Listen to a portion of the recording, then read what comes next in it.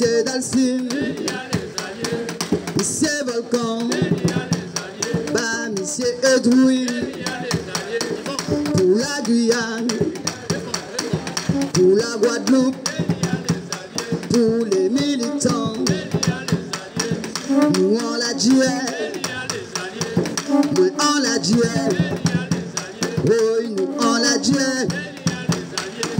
pas qu'à la dit, nous pas qu'à mollir. Dominique, donc vous êtes deux avocats à défendre Lulu Volcan et Kevin. Christian Le Gilet Jaune aussi tout à l'heure là. Donc qu'est-ce qu'il en est pour Lulu Volcan et Kevin pour le moment? Alors, nous sommes en attente, nous avons le procureur de l'avocat général en fait a sollicité leur métier en détention jusqu'à leur prochaine comparution. La prochaine comparution c'est quand? Alors c'est au mois de janvier, je ne veux pas faire d'erreur au niveau de la date, je vous le dirai de manière plus précise parce que je n'ai pas gardé en tête. Au mois de janvier et 2022 bien entendu.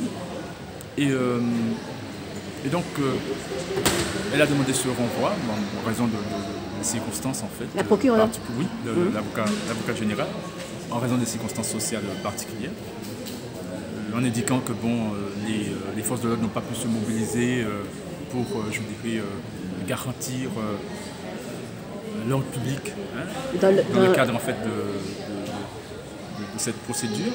Et ça se passe bien.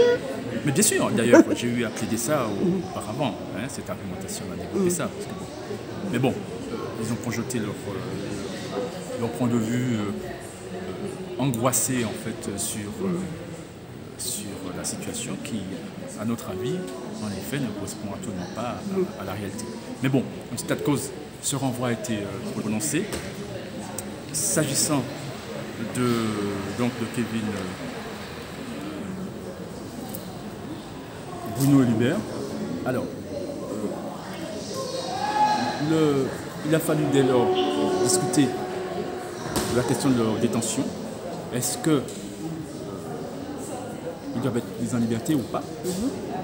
L'avocat général a soutenu en fait qu'ils devaient rester en prison. Pourquoi? Pour éviter la réitération des faits reprochés. Hein? Donc prétendument qu'ils commettent en fait concrètement des entraves hein, à la circulation. Et voilà.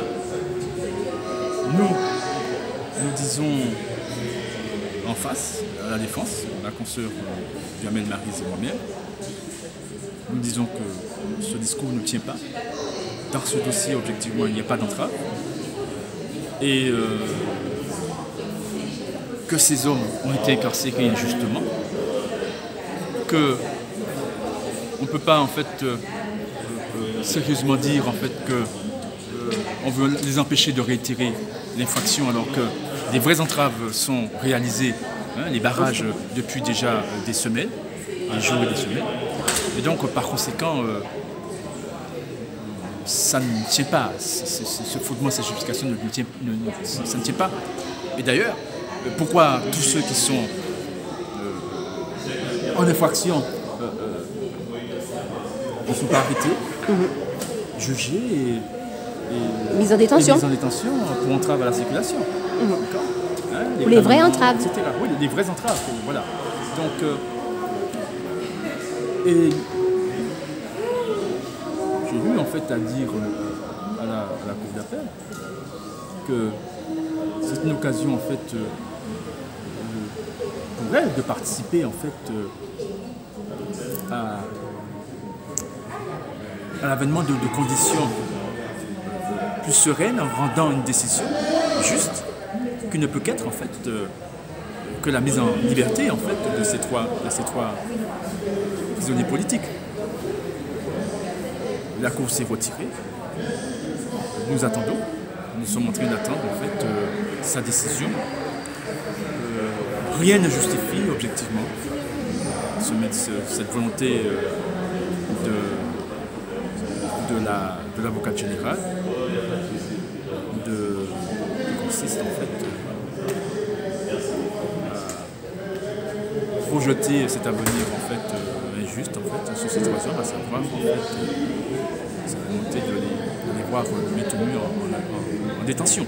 Donc nous attendons état de cause, quelle que soit la décision de la Cour, il n'est pas question que nous renoncions à la justice, il n'est pas question que nous renoncions à préserver en fait notre dignité humaine, il n'est pas question par conséquent que l'on participe à cette volonté étatique manifestement génocidaire à l'égard en fait du peuple martiniquais. Ok, je te remercie. À tout à l'heure. Okay.